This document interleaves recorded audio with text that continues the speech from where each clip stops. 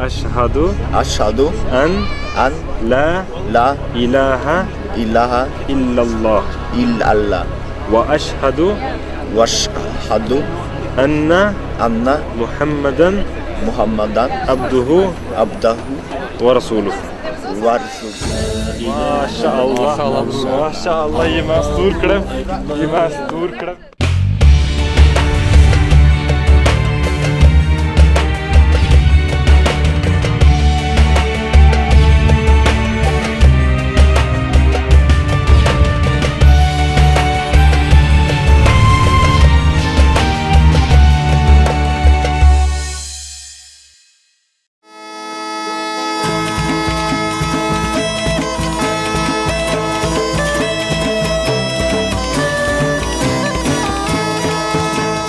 Norwegia, salah satu negara Skandinavia paling bahagia di dunia. Warga negeri Viking ini hidup sejahtera dan makmur di tengah dinamika kehidupan multikultur.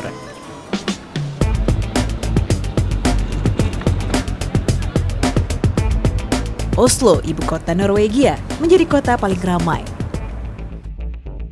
Tidak hanya dari jumlah penduduk, tapi juga ragam etnis yang tinggal di dalamnya.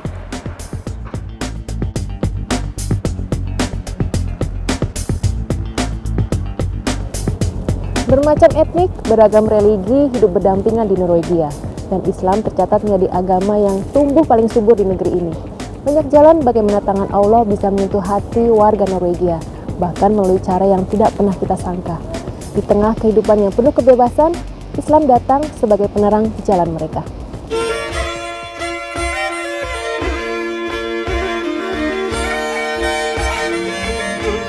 Norwegia memang membuka lebar pintu bagi imigran, tidak terkecuali para pendatang Muslim. Inilah yang membuat nama Islam santer terdengar di negeri Salmon. Bahkan perkembangan Islam terhitung cukup pesat. Pada akhir tahun 90-an hanya ada 500 mualaf di sini. Sementara di penghujung 2015 tercatat ada 3.000 mualaf asli Norwegia. Islam dinilai telah menawarkan gaya hidup yang berbeda dan mampu memberi pegangan hidup di antara derasnya arus kehidupan Eropa. Saya jadi ingin tahu bagaimana jalan Allah mempertemukan para mualaf dengan agama rahmat semesta alam ini.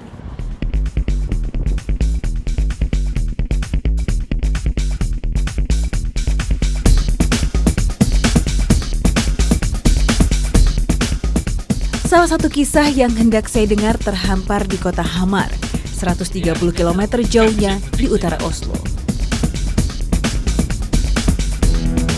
Sebuah kota kecil berpenduduk 26.000 orang dengan hanya 2 Muslim asli Norwegia tinggal di sini.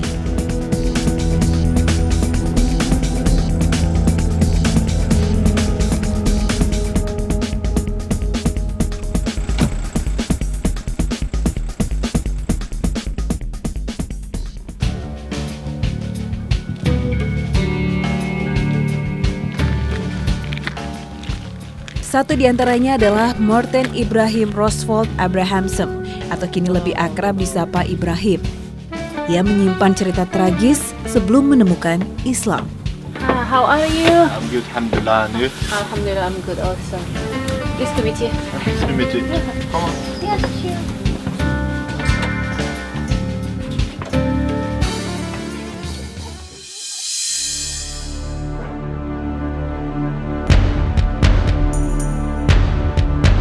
Pada 22 Juli 2011, kota Oslo gempar dengan sebuah bom yang meledak di kompleks perkantoran. Bom ini hendak menyasar kantor Perdana Menteri Norwegia. Akibat peristiwa ini, 7 orang meninggal dan 30 korban luka parah.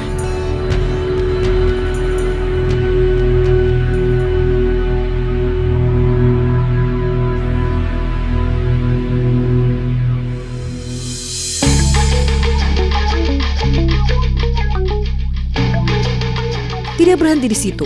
Di hari yang sama, sang teroris Anders Breivik melanjutkan aksinya di Pulau Utoya, 40 km dari Oslo. Ia melakukan penembakan membabi buta di pulau kecil ini, di mana ratusan remaja sedang mengadakan kemah musim panas.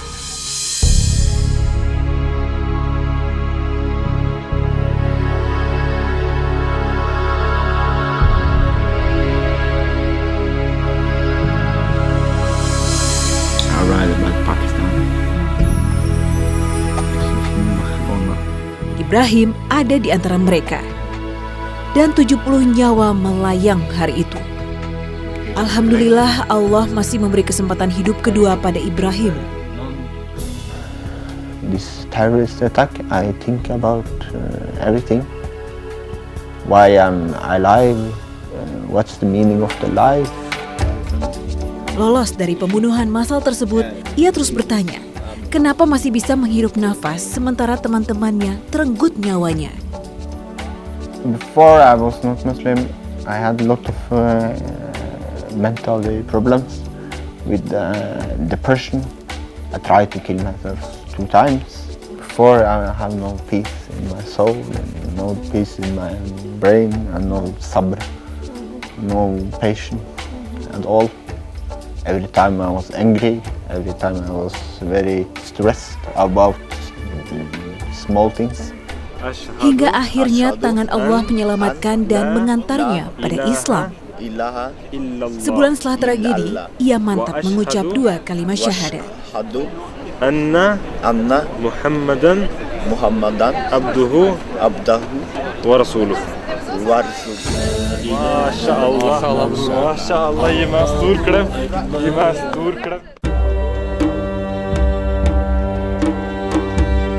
Islam mengubahnya menjadi manusia baru dan merubah cara pandangnya akan kehidupan.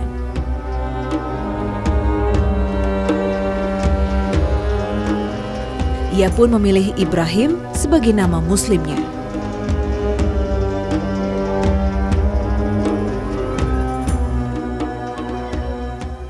I feel clean, I feel happy, I feel peace, I feel calm. This is the right path. It's very alhamdulillah. Di masa lalu, Ibrahim tidak beragama dan tidak bahagia. Pemuda 24 tahun ini selalu merasa ada yang hilang dalam hidupnya. Ia juga sering menjadi bahan olokan teman di sekolah, sehingga membuatnya semakin putus asa.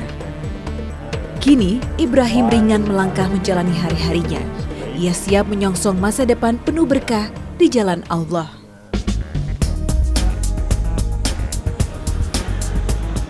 Hari ini Ibrahim mengajak saya untuk mendatangi Pulau Utoya, tempat kejadian tragis tersebut terjadi. Ia ingin mengirim doa bagi teman-teman yang telah mendahuluinya.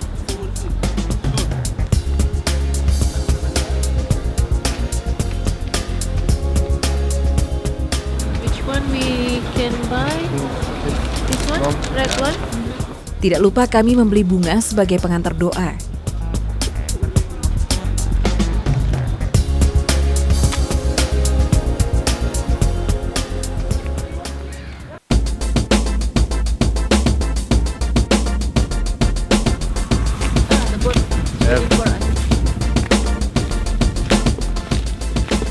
Pulau Utoya sudah di depan mata. Kami melanjutkan dengan kapal feri untuk sampai di sana.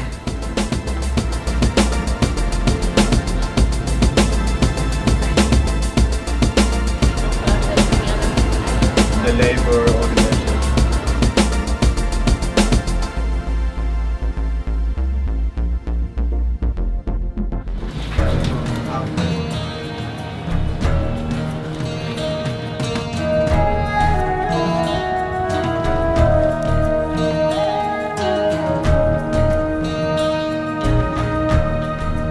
Nah, disinilah di Pulau Utoya ini 5 tahun lalu terjadi pembunuhan besar-besaran yang menewaskan puluhan remaja. Alhamdulillah saat itu Brother Ibrahim selamat dan ia mulai mempertanyakan kehidupannya.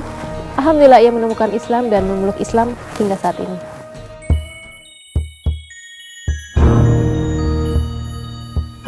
Perasaan Ibrahim tentu saja berkecamuk. Ingatan buruk itu masih sering berkelebat di kepalanya. Sudah 3 tahun ia tidak menginjakan kaki di sini. Setelah peristiwa itu, Pulau Utoya sempat ditutup selama 4 tahun dan baru dibuka kembali setahun silam setelah renovasi panjang. Meski sudah banyak berubah, Ibrahim masih mengingat jelas semua detail kejadian saat itu. Buildings and one gathering place and one coffee. So I buy a coffee. And then I heard shooting, then I heard more shooting, and I drop my cup and coffee, and I run. One of my friend, he called me to the toilet, and then I hide in the toilet. You can hear them screaming. Yeah, and scream at the head, and scream at, and say to Breivik, don't shoot me, don't shoot me, don't shoot me. And then all was quiet. And he heard bang, bang, bang, bang, bang, bang. He shot 15 person in this, Oh, in this building? no more.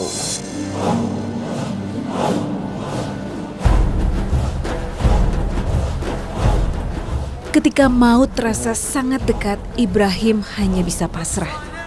Ia mengikuti doa-doa yang dirapalkan oleh teman-temannya. At the time between when you wait there, like 1.5 hours between death and life, Yeah.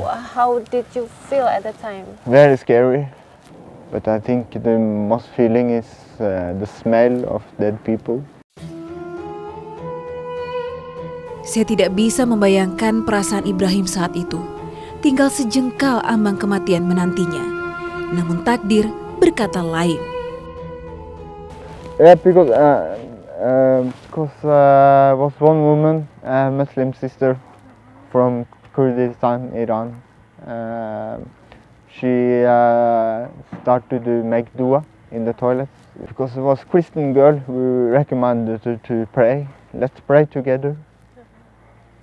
And we pray, and I just follow the Muslims. I don't know why, but then I cannot speak any Arabic. But the only thing was left from my mouth. It was Amin, Amin, Amin, Amin. Maybe it's a sign that Allah, inshallah, answer my prayer and save my life. Sang teroris Andres Breivik yang menyamar sebagai polisi kala itu hanya beraksi sendiri. Ia membutahkan peluru kepada remaja yang tergabung dalam Youth Labour Party, sebuah kelompok yang mendukung kehadiran imigran Muslim di Norwegia. Sementara Anders Breivik merupakan anggota partai anti-imigran. Ia menentang gelombang Muslim di Eropa. Ia juga tidak menerima paham tentang keberagaman.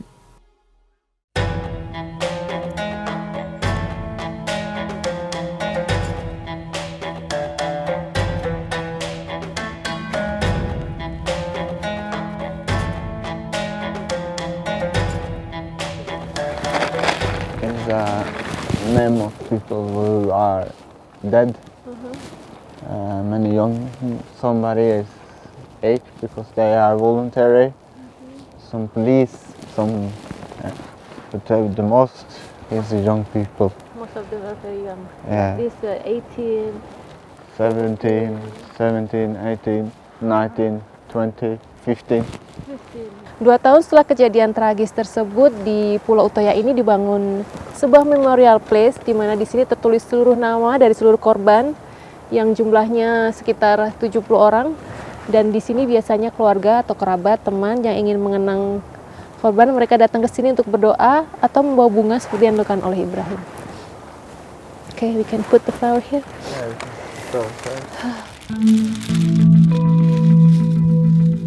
Membaca nama-nama yang tertera dan betapa muda usia mereka, mengingatkan bahwa kematian bisa datang kapan saja tanpa pernah kita duga. Semuanya adalah rahasia ilahi. Semoga Allah Subhanahu wa Ta'ala melapangkan jalan mereka ke alam jannah.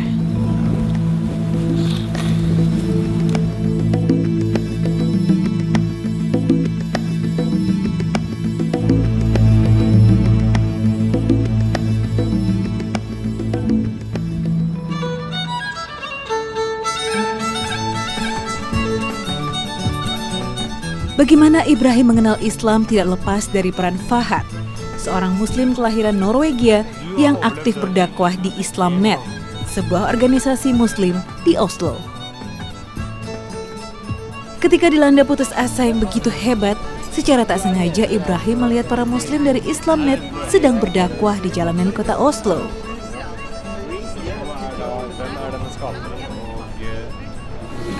Assalamualaikum. Waalaikumsalam warahmatullahi wabarakatuh.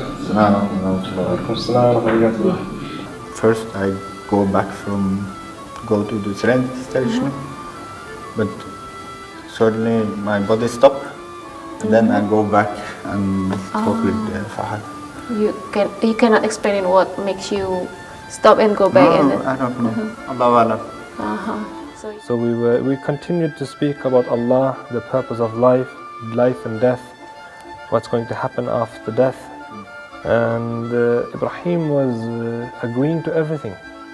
So he wasn't like those people you meet in the streets who no, they just disregard what you say, they don't care about life, they don't care about death, they just want to live now. Ibrahim was different. He was reflecting, he was thinking deep. And I think Secara gamblang, Fahad menjawab pertanyaan yang selama ini berkecamuk di kepala Ibrahim. Dan tanpa keraguan, saat itu pula ia mengucap 2 kalimat syahadat. Ashhadu an la ilaha illallah illallah wa ashhadu washhadu anna Muhammadan abduhu wa rasuluh. wa rasuluh. Masya Allah. Masya Allah. Masya Allah. Gi meg en stor klem. Gi meg en stor klem.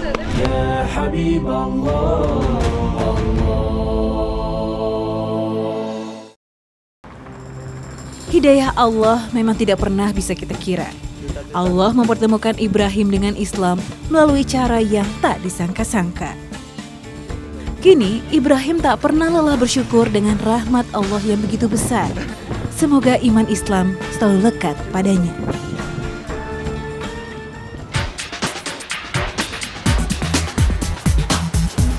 Saya kembali melanjutkan langkah di kota Oslo untuk menangkap kisah penuh hidayah dari para mualaf di Norwegia.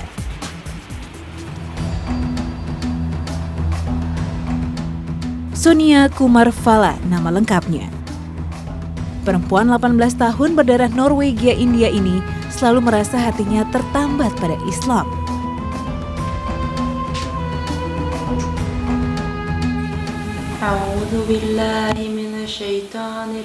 Ia mengenal Islam ketika berusia 14 tahun dan mantap menjadi Muslim sejak saat itu.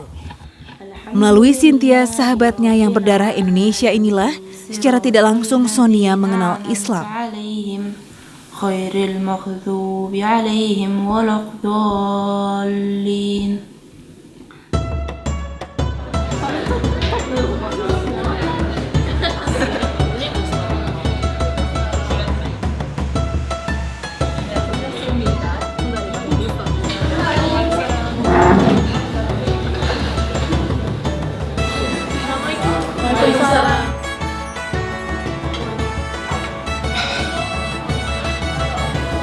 We went for a lecture in the masjid, and a lady told me that tomorrow is not promised. You don't know if you're going to live tomorrow. And as a Christian, that was like a slap in the face for me, because you're not used to hear something like that. And then I started thinking, should I do it now or what? And I was a bit scared of what my family going to say, because my mom's side is Christian, my dad's side is Hindu, so it's really difficult for them to accept that I choose Islam. So the lady in the masjid told that if you really work now, just leave the rest to Allah. Yeah, I'm really proud of her as well because she's my closest friend, and that she converted, it really touched me. When she converted, I cried a lot. She was like, she was quiet, but I cried a lot because it really touched me. I'd never seen something like that before. I never really expected her to convert as well. So it was really touching. Luar biasa, bagaimana Allah bisa mengubah hidup seseorang dalam sekejap. Islam telah menuntun Muslim Norwegia menuju kebahagiaan yang nyata di negeri paling bahagia di dunia.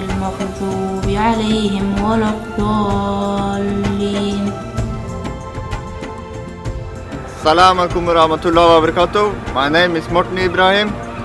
I'm a Norwegian. My name is Sonia Kumarvala. I'm Norwegian and I'm proud to be Muslim. I'm proud to be Muslim.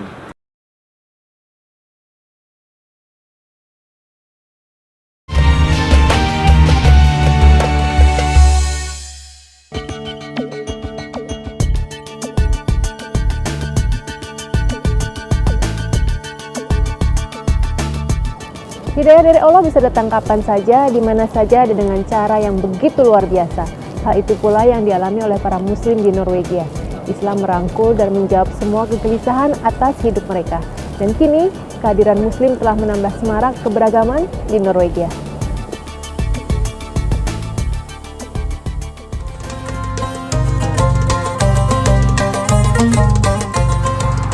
Ratusan tahun yang lalu, Islam pernah begitu berjaya di tanah Andalusia, Spanyol. Namun, akhirnya kemegahan Islam sempat menghilang dan meredup. Kini, benih-benih Islam muda mulai kembali tumbuh setelah ratusan tahun. Tidak hanya terkonsentrasi di pusat ibu kota, tapi juga hingga ke wilayah pedesaan. Bismillahirrahmanirrahim. Qul a'udzu birabbil falaq. Actually, I think Islam chose me. Bismillahirrahmanirrahim. Bismillahirrahmanirrahim. Inspiration from Alhambra. Bertuliskan lafaz kalimatul syahadah 3 kali. Bismillahirrahmanirrahim.